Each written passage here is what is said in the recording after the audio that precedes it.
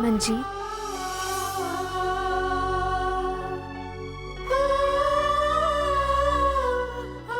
देखो मंजीत, कभी कभी ना चाहते हुए भी हालात ऐसे बन जाते हैं जिन पर किसी का कोई काबू ही नहीं रहता। लेकिन ऐसे हालात हमेशा के लिए नहीं रहते। तुम्हें और कोकिला चाची को वक्त ही कहाँ मिला है एक दूसरे को समझने के लिए। डोंट वरी मंजीत, धीरे धीरे सब नॉर्मल हो जाएगा। आई नो जानकी, सब नॉर्मल हो जाएगा। और अगर नॉर्मल नहीं हुआ तो मैं उसे नॉर्मल करूंगी। मम्मी जी नाराज है ना मुझसे, इसलिए वो। पर एक बात तो अच्छी हुई, उनके दिल के अंदर जो गुस्सा था ना, वो निकल आया बाहर। मुझे बुरा नहीं लगा, उन्हें हक है बोलने का।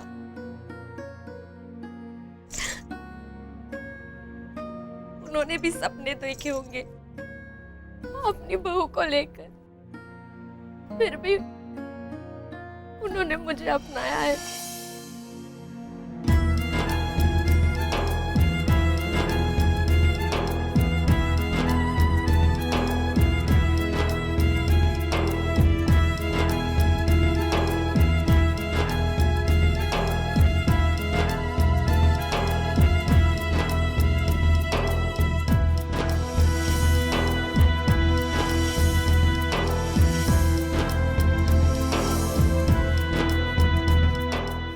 क्या गलत किया जानकी?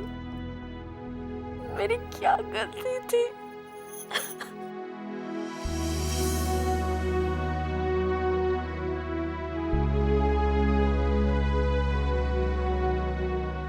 I am sorry. देखो भाई, जब तक हम ये सॉरी और थैंक यू बोलते रहेंगे, हमारी दोस्ती मजबूत नहीं होगी।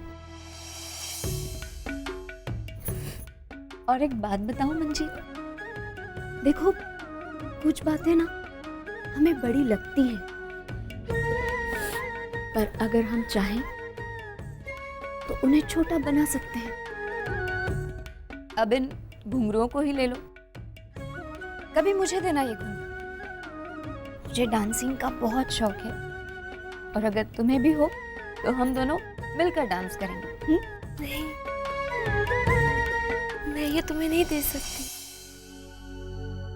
ये मेरे सासू माँ ने मुझे गिफ्ट किए, खास मेरे लिए है। आओ। अच्छा मंजीत, मैंने तुमसे कहा था ना मुझे आज ही राजकोट जाना है, वो पूजा के लिए। हाँ। लेकिन आज हमारे घर में इतना कुछ हो गया है, अब मेरा मतलब अगर तुम कहोगी तो मैं नहीं जाऊंगी। नहीं नहीं जानकी, तुम जाओ। बड़ी बातों को अब छोटा बनाना मैं जान गई हूँ। तुम निश्चिंत होके जाओ, मैं सब संभाल लूंगी। Are you sure? I am sure. वो हरी काका कहते हैं ना, 100% श्योर।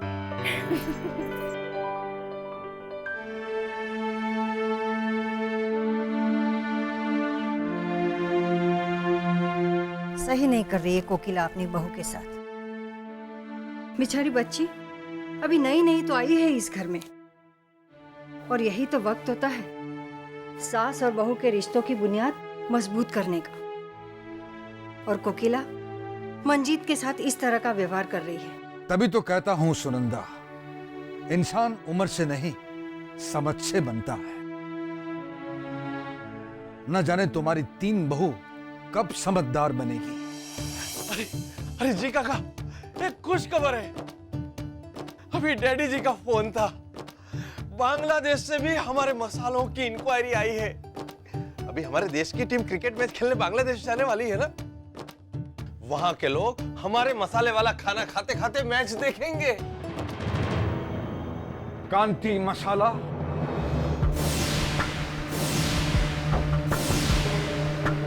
अपने मसालों की दुनिया से बाहर भी जाग कर देखो, कोकिला क्या कर रही है दिखाई नहीं दे रहा तुम्हें? लेकिन उसको काबू में रखने के बजाय तू तो खुद उसके काबू में आ गया। उसके डैडी ने मसाला बिजनेस जो दे दिया तुझे। लेकिन मसालों का बिजनेस लेने के बाद मैंने भी सेम टू सेम मेहनत की है। मेहनत तो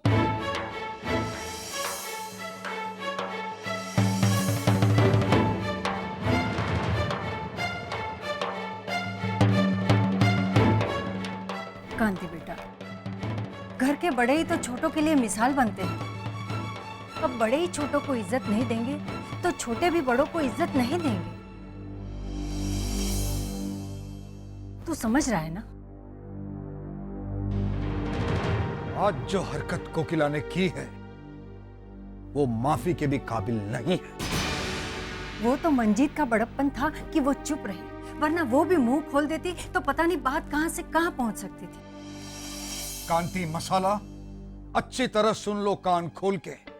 अब कोकिला को समझाने का काम तुम्हारा, क्योंकि अगर मेरी जुबान खुली तो सह नहीं पाओगे तुम लोग। जाओ समझाओ कोकिला को।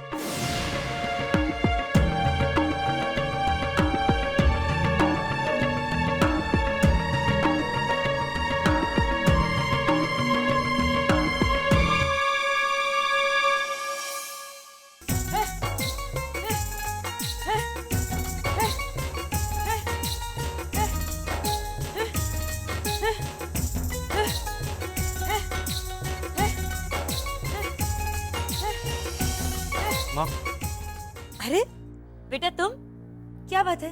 कुछ चाहिए? कुछ बना के दूं? नहीं माँ, मुझे कुछ बात करनी थी।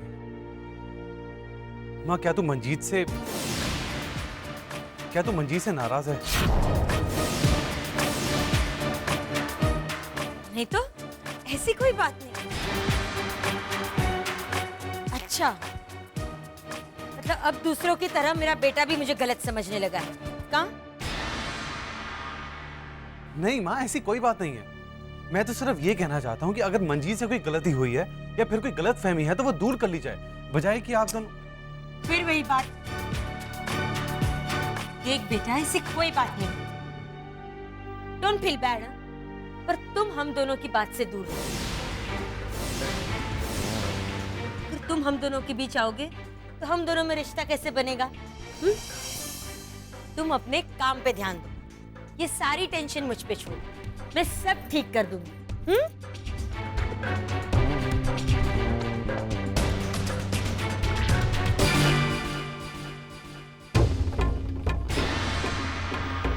इस घर में सबको सिर्फ मंजीत दिखती है, यहाँ मेरे दिल पर क्या गुजर रही है इसकी किसी का परवाह नहीं।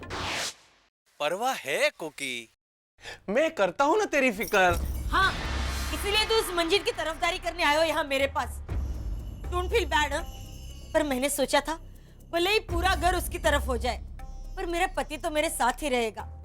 लेकिन तुम हो कि अरे मैं तेरे साथ ही हूँ। तू कमाल करती है कोकी, मैं तेरे साथ ही हूँ। इस लड़की के इस घर में 4 दिन ने मेरे सालों की कुर्बानियों पर पानी फेर दिया। बापूजी, सासू माँ, सबके सब मुझ में ही कमियां ढूंढते हैं, उस कल की छोकरी में नहीं।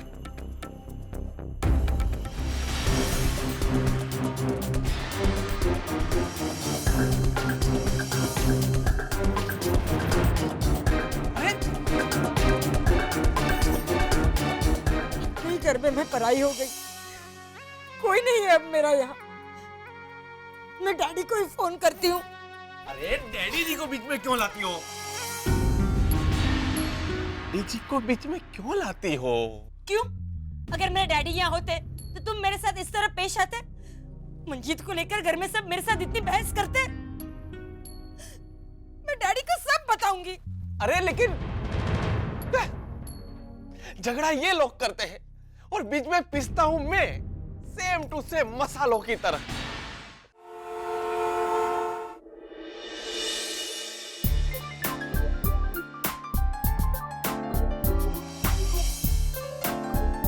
जी नमस्ते।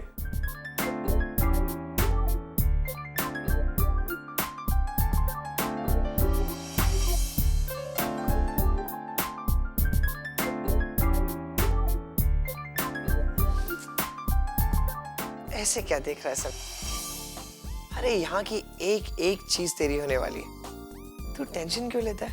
हाँ, अब कुछ ही दिनों में इस घर का मालिक होगा तू, फिर जो मर्जी आए वो कर, और क्या।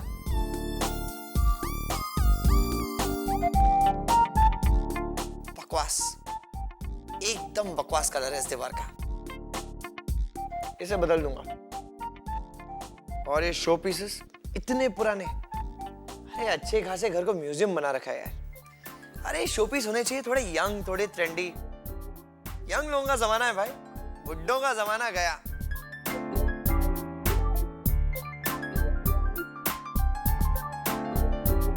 ओए जी साहब। इधर आओ। जी सर। क्या है ये? जूस है साहब। जूस है? किसके लिए? वरुण साहब के लिए। वरुण साहब? तो हम कौन? हम तुम्हें साहब नहीं लगते? तो ना साहब लगते हैं ना साहब। फिर लीजिए सर। उन्हें भी दे देना एक। जी साहब।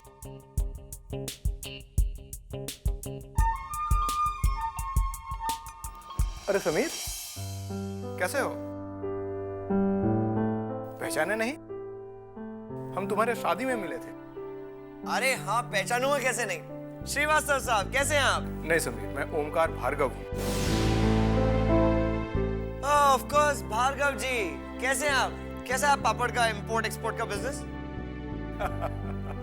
समीर, मैं कोई बिजनेसमैन नहीं हूँ। मैं प्रताप जी का लीगल एडवाइजर हूँ। Legal advisor? Oh, legal advisor. Hi, कानूनी सलाहकार। Nice to meet you.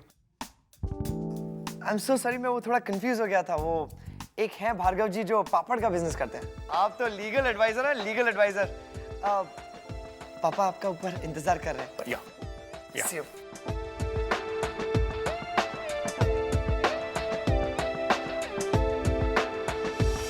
Legal advisor? Wow, इसका मतलब इतनी जल्दी ससुर जी ने अपना काम शुरू भी कर दिया, वो भी बिल्कुल कायदे कानून के साथ। आई लव यू ससुर जी।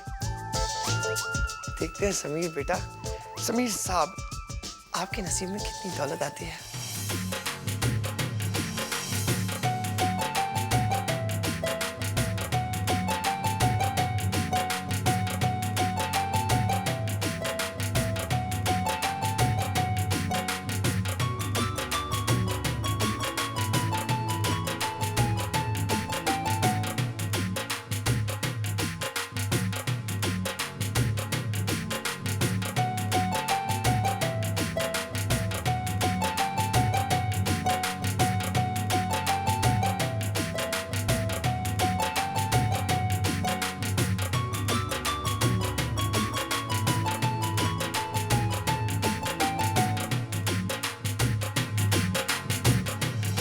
मंजीत बेटा।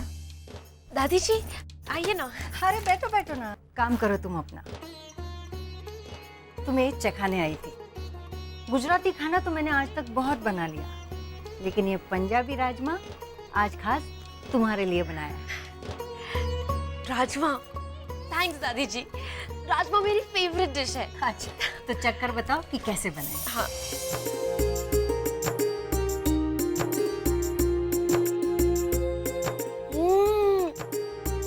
बहुत अच्छा है। इतना अच्छा राजमा तो मेरी बेबी भी नहीं बनाती। बस रहने दे, मैं कहाँ मुकाबला करूंगी तेरी माँ का पंजाबी खाने में। सच्ची? अब तू आ गई है ना, तू ही मुझे ये सब कुछ सिखाना। आप मुझे शर्मिंदा कर रही है दादी जी। मैं आपको सिखाऊं? क्यों? अब तुझी से तो सीखना है मुझे ये सब कुछ। तुझी से क्या, सभी बच्चों से मुझे सब कुछ सीखना है। जहाँ तक सीखने का सवाल है, कोई भी छोटा या बड़ा नहीं होता, बल्कि तुम बच्चे हम लोगों से ज्यादा कुछ जानते हो। अब देखो ना, जैसे कि ये लैपटॉप, आज तक तो मुझे ये कैसे ऑन करना है वो भी नहीं आता है। बल्कि हम बड़े, तुम बच्चों से सीखेंगे तभी तो तुम्हारे साथ चल सकेंगे।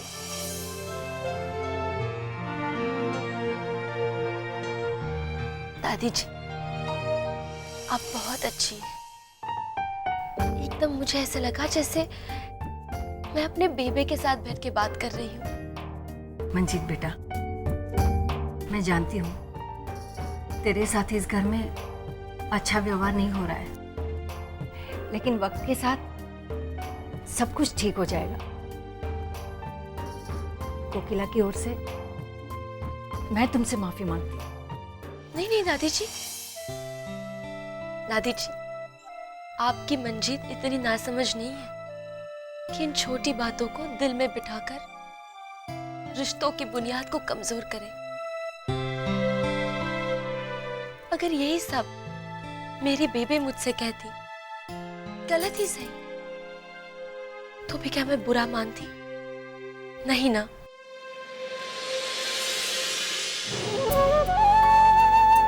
जीती रहो बेटा, हमेशा खुश रहो।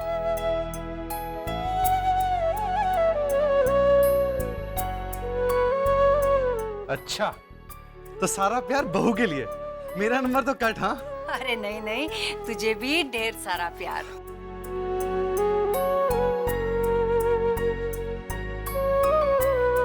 पता है महेश बेटा, उस दिन मैंने तुझे इस घर से जाने से रोका था। आज तूने मेरे उस फैसले को सही साबित कर दिया। इस घर को जैसी काबिल और संस्कारी बहू चाहिए थी, मंजीत बिल्कुल वैसी ही है।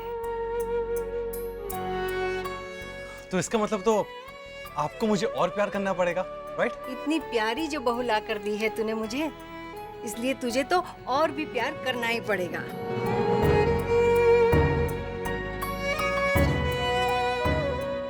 ओमकार, मैं अपना सब कुछ, ये बिजनेस, प्रॉपर्टी, जमीन, जायदाद, सब कुछ बच्चों को सौंपकर इस जिम्मेदारी से मुक्त होना चाहता हूँ। जी।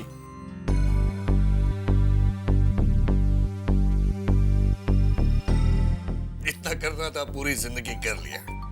अब आराम करूंगा और अपनी सेहत संभालूंगा। ये तो बहुत अच्छी बात है।